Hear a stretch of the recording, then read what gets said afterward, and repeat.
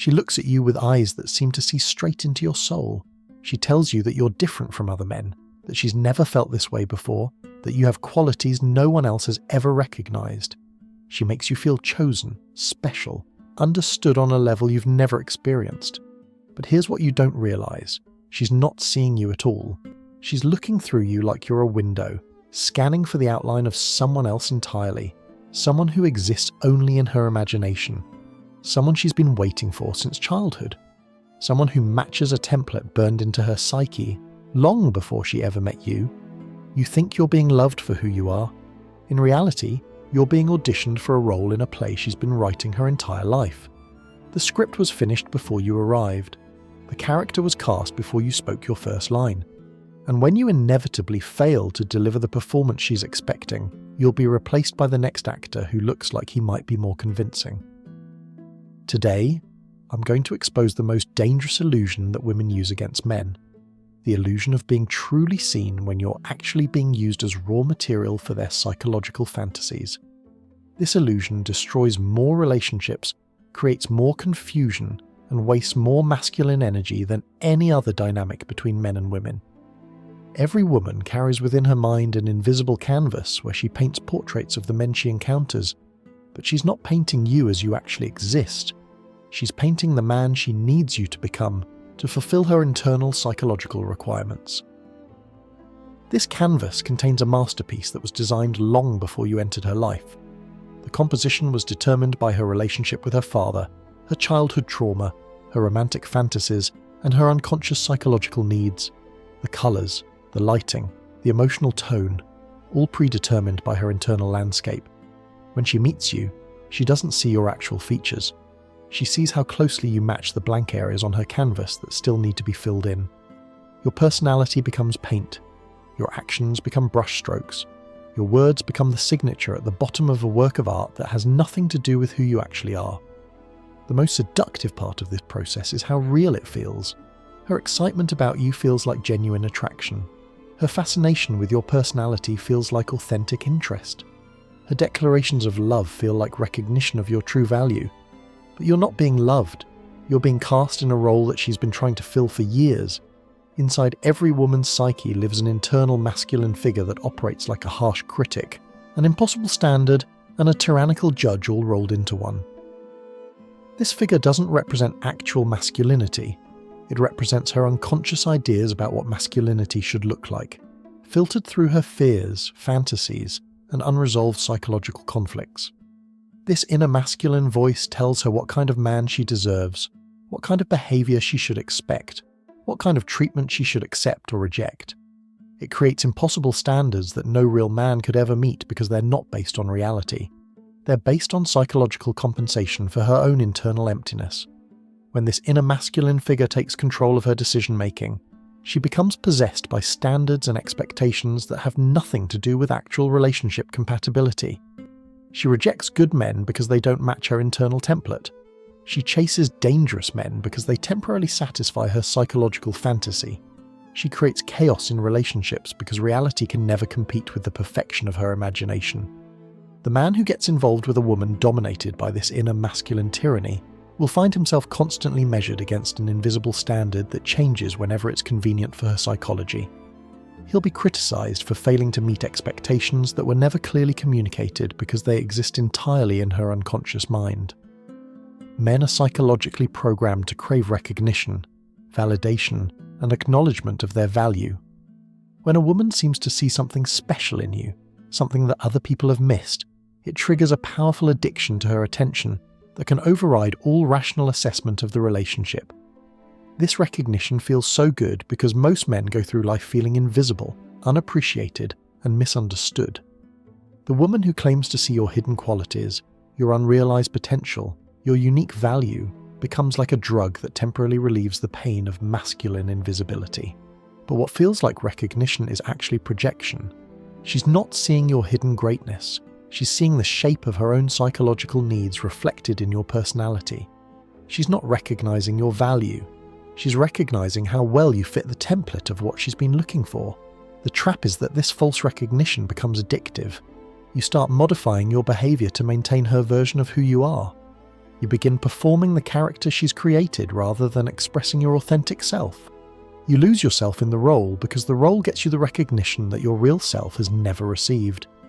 Living as someone else's projection requires constant performance energy that eventually becomes unsustainable.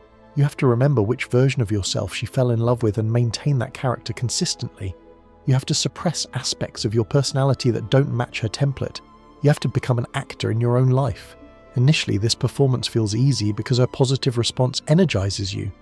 Her excitement about the character you're playing feels like validation of your worth. Her attraction to your performance feels like love for your essence. But maintaining a false self requires enormous psychological energy that depletes over time. As the performance becomes more difficult to sustain, cracks begin appearing in the character. Your authentic personality starts bleeding through the role. Your real needs, fears, and limitations begin contradicting the fantasy she's constructed. A disappointment with your failure to maintain the illusion feels like rejection of your core identity. But you were never being accepted for your core identity in the first place. You were being rewarded for how well you could approximate her psychological projection.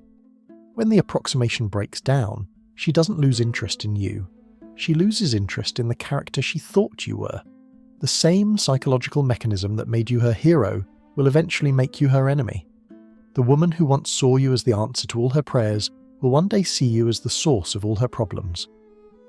This transformation feels sudden and inexplicable, but it follows a predictable psychological pattern. When you first matched her projection, you became the container for all her positive fantasies about relationships, masculinity, and her own worth. You represented hope, possibility, and the fulfillment of her deepest desires. Your presence in her life made her feel chosen by fate, blessed by circumstances, and validated in her belief that she deserved extraordinary love. But projections can't be maintained indefinitely, because reality eventually contradicts fantasy. When your authentic personality inevitably conflicts with her projected character, she experiences this as betrayal rather than revelation. She doesn't think she was wrong about who you were. She thinks you changed from who you were supposed to be. The same qualities that made you perfect in her eyes will now make you terrible. Your confidence becomes arrogance. Your independence becomes selfishness. Your strength becomes aggression. You haven't changed. Her perception has flipped from positive projection to negative projection, but the psychological mechanism remains identical. The most painful part of this process is recognizing that you volunteered for the role of victim. Nobody forced you to perform her projected character. Nobody made you suppress your authentic self to maintain her attraction. Nobody required you to sacrifice your identity for her validation. You chose the performance because the alternative, being genuinely known and potentially rejected, felt more terrifying than being fake and temporarily accepted. You preferred the security of playing a role that worked to the vulnerability of being yourself and risking failure. This realization is brutal because it eliminates your ability to blame her for the deception. She may have created the projection, but you chose to inhabit it. She may have offered the role, but you chose to audition for it. She may have written the script, but you chose to memorize your lines and deliver them convincingly. The woman who seemed to be manipulating you was actually offering you an opportunity to manipulate yourself. The chance to be loved for someone you weren't instead of risking rejection for who you actually were. You took that opportunity because facing your own emptiness, your own fears, your own inadequacies felt more dangerous than living as her fantasy. The only escape from this cycle is the psychological process of individuation, becoming a complete person within yourself rather than seeking completion through another person's perception of you. This means developing an internal sense of worth that doesn't depend on external validation, recognition, or acceptance. Most men never begin this process because it requires confronting aspects of yourself that you've been avoiding through relationships. It means facing your fears of abandonment, your need for approval, your terror of being genuinely known and found inadequate. It means becoming comfortable with solitude, uncertainty, and the responsibility of defining your own value. Individuation is terrifyingly lonely because it requires separating yourself from the social games that most people use to feel connected. You stop playing roles that get you accepted. You stop performing characters that get you loved. You stop seeking validation through other people's projections of who you should be. Instead, you develop the courage to be disliked, misunderstood, and rejected for who you actually are rather than loved and accepted for who you pretend to be.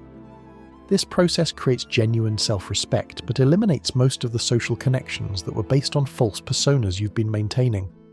Learning to recognize when you're being projected upon rather than genuinely seen requires developing sensitivity to subtle, psychological cues that most men miss. Projection feels different from authentic attraction, even though the initial emotional intensity can be similar. When a woman genuinely sees you, she responds to specific qualities that you actually possess and express consistently. Her attraction remains stable even when you're tired, stressed, or dealing with problems. She's interested in your thoughts, your fears, your genuine reactions to situations. She notices when your behavior doesn't match your stated values and addresses the contradiction directly. When a woman is projecting onto you, her attraction feels conditional on your performance of specific characteristics that may not reflect your natural personality. She seems more interested in the version of you that appears in certain contexts than in understanding why you behave differently in other situations. Her enthusiasm fluctuates dramatically based on how well you're approximating her internal template. The projected relationship feels like a constant audition where you're never quite sure what performance is expected, but you know that failing to deliver it will result in withdrawal of interest, affection, and approval.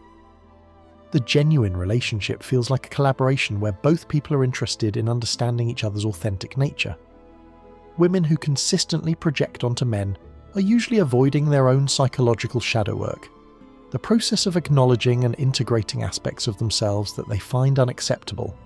Instead of developing their own internal masculine qualities like decisiveness, strength, and independence, they seek men who can provide these qualities externally. This creates relationships where the woman needs the man to be strong so she can remain weak, needs him to be decisive so she can avoid responsibility, needs him to be independent so she can remain dependent. But these projected needs create impossible standards, because she's asking him to provide psychological functions that she should be developing within herself. The woman who has done her own shadow work doesn't need you to complete her because she's already psychologically complete within herself. She's attracted to you because of compatibility rather than compensation. She wants partnership rather than psychological rescue. She's interested in who you are rather than who she needs you to become. Recognizing this difference requires understanding that healthy relationships involve two complete people choosing to share their lives, while unhealthy relationships involve two incomplete people trying to use each other to fill their psychological gaps. The most counterintuitive aspect of escaping projection dynamics is that becoming more authentic makes you less attractive to women who operate through projection, but more attractive to women capable of genuine connection. This creates a temporary period where your dating options seem to decrease dramatically. Women who are attracted to projected fantasies will find your authenticity confusing, disappointing, or threatening. You no longer provide the blank canvas they need for their psychological artwork. You no longer play the roles that allow them to avoid confronting their own internal work. You become unavailable for the performance-based relationships that they mistake for genuine connection. But women who have developed psychological maturity will find your authenticity refreshing, attractive, and rare. They've grown tired of men who perform instead of simply being. They've learned that relationships based on mutual performance are exhausting and ultimately unsatisfying. They want partners, not actors. This transition period requires faith that authentic connections are possible and patience while you learn to recognize the difference between women who want your performance and women who want your truth. Most men abort this process because the immediate social consequences feel too costly. The deepest work of individuation involves transforming the internal voice that tells you your worth depends on being chosen, accepted, or approved of by others. This voice was installed during childhood through family dynamics, social conditioning, and cultural messages about masculine value being determined by external achievement and recognition. This voice creates the psychological vulnerability that makes projection dynamics possible. It's the part of you that needs her recognition to feel valuable, her acceptance to feel worthy, her love to feel complete. As long as this voice dominates your internal experience, you'll be susceptible to any woman who offers to fulfill its demands. Transforming this voice requires developing an internal authority that can evaluate your worth based on your own standards, your own values, and your own assessment of whether you're living according to your principles. This authority becomes stronger than the external voices that try to define you, including the voices of women who want to cast you in their psychological dramas. The man who develops this internal authority becomes unmanipulable because he's no longer seeking completion through other people's perceptions. He becomes attractive to psychologically mature women because he's no longer available for the codependent dynamics that characterize most relationships. The most brutal aspect of individuation isn't the internal work, it's the social isolation that comes from seeing through the psychological games that everyone around you is playing. When you develop authentic self-awareness, you begin recognizing the masks people wear, the lies they tell themselves, and the manipulative strategies they use to avoid confronting their own emptiness. This clarity is terrifyingly lonely because you can no longer participate in the comfortable delusions that bind most social groups together. You see the performance anxiety behind confident facades. You recognize the desperate need for validation behind aggressive behavior. You identify the projection dynamics that most people mistake for genuine connection. When you try to share what you see, people don't thank you for the insight, they attack you for the observation. They call you cold, arrogant, judgmental, or bitter. They accuse you of thinking you're better than everyone else.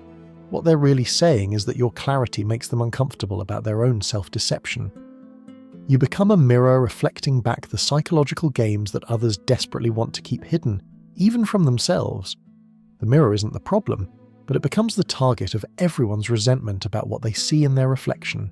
Women in modern culture are systematically taught to avoid confronting their psychological shadow, the parts of themselves that contain aggression, selfishness, manipulation, and destructive impulses. Instead, they're told they are naturally pure, emotionally intelligent, intuitive, and spiritually complete just as they are. This cultural programming creates women who have never learned to integrate their capacity for cruelty, their hunger for power, or their ability to manipulate others for personal gain. These shadow qualities don't disappear. They get projected onto the men in their lives, creating impossible standards and unrealistic expectations. The woman who has never acknowledged her own aggression will demand that her partner be strong enough to handle her emotional volatility, but gentle enough never to challenge her directly.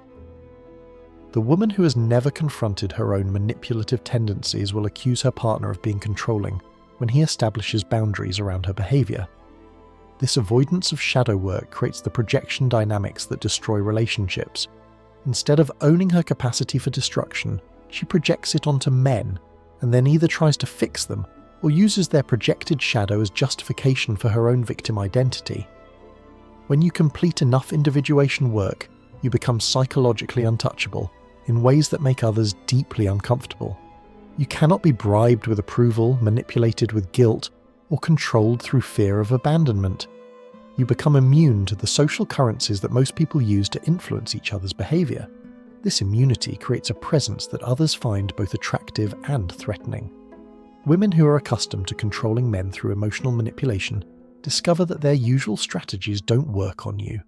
Friends who are used to managing your behavior through social pressure find themselves powerless to influence your decisions. People who once competed for your attention will begin resenting you for not needing theirs. They'll criticize you for being distant, cold, or unavailable, not because you've become cruel, but because you've become self-sufficient. Your independence threatens their belief that everyone needs external validation to feel complete. The most disturbing aspect of this transformation is realizing how many of your relationships were based on mutual manipulation rather than genuine affection. When you become unbribable, you discover which connections were authentic and which were transactional. The deepest level of projection involves using another person as a container for your own soul, the part of you that holds your sense of meaning, purpose, and spiritual connection. Instead of developing this internal relationship, many men project their soul onto women and then become devastated when those women fail to carry it adequately. This soul projection creates relationships where her mood determines your emotional state, her approval determines your self-worth, and her presence determines your sense of meaning in life. You become spiritually dependent on someone else's psychological stability, which creates enormous pressure on both people in the relationship. When she inevitably drops this projected soul, because carrying another person's spiritual essence is impossible, you experience it as betrayal rather than recognizing it as an opportunity to reclaim responsibility for your own spiritual development. You blame her for failing to provide what you should have been providing for yourself. The man who reclaims his projected soul from women stops looking for external sources of meaning, purpose, and spiritual connection. He develops direct relationship with his own psychological and spiritual depth, rather than accessing it indirectly through other people's recognition of his value. Once you've completed enough individuation work to become psychologically self-sufficient, your relationships transform from need-based to freedom-based. You no longer choose partners to fill psychological gaps but to share psychological abundance. You no longer seek completion but compatibility. This creates relationships where both people are attracted to each other's authentic qualities rather than their projected fantasies. Neither person needs the other to be different than they actually are. Both people can grow and change without threatening the fundamental basis of the connection. The woman in a freedom-based relationship doesn't need to project onto you because she's comfortable with who you actually are. She's not trying to complete herself through your masculine qualities because she's developed her own internal masculine authority. She wants partnership rather than psychological rescue. These relationships feel different from the beginning because they're based on mutual recognition rather than mutual projection. Both people feel seen rather than used. Both people can relax into authenticity rather than maintaining performance. Both people enhance each other's lives rather than trying to complete each other's psychology. Every man faces a fundamental choice in relationships: remain a character in someone else's story or become the author of his own story. Most men never consciously recognize this choice and unconsciously default to being characters because it feels safer and requires less personal responsibility. Being a character means accepting roles that others write for you, performing behaviors that get you accepted rather than expressing your authentic nature, and measuring your success by external approval rather than internal integrity. It means letting women define your value through their projections rather than developing your own sense of worth. Being an author means taking responsibility for writing your own story, expressing your authentic nature regardless of external response, and measuring your success by your own standards rather than other people's approval. It means becoming unavailable for projection dynamics because you're too busy living your own life to perform in someone else's fantasy. The transition from character to author is the most difficult psychological work a man can undertake, because it requires facing the terror of being genuinely yourself in a world that rewards performance. But it's also the most liberating work because it frees you from the exhausting effort of maintaining false personas for other people's comfort. The ultimate goal of individuation isn't to become immune to women's projections, but to develop compassion for the psychological mechanisms that create projection in the first place. Women project onto men for the same reasons men accept those projections, to avoid the terrifying work of facing themselves honestly. She's not manipulating you maliciously when she casts you in roles that don't fit your personality. She's attempting to meet genuine psychological needs through the only method she's learned. Her projections represent her own unfinished psychological development, just as your acceptance of those projections represents yours. Understanding this dynamic with compassion rather than resentment allows you to relate to women as fellow human beings struggling with the same fundamental challenges of identity, meaning, and connection that you face. It eliminates the adversarial framework that sees women as obstacles to overcome rather than people to understand. The man who completes individuation work doesn't become invulnerable to projection. He becomes uninterested in it. He's too engaged with his own authentic life to be tempted by roles in other people's psychological dramas. He's too committed to genuine connection to settle for performance-based relationships. That's why projection is the most dangerous illusion women use against men. Not because women are evil or manipulative, but because projection feels so much like love that most men never recognize the difference. Learning to distinguish between being genuinely seen and being cast in someone else's fantasy is the key to finding relationships based on truth rather than mutual deception.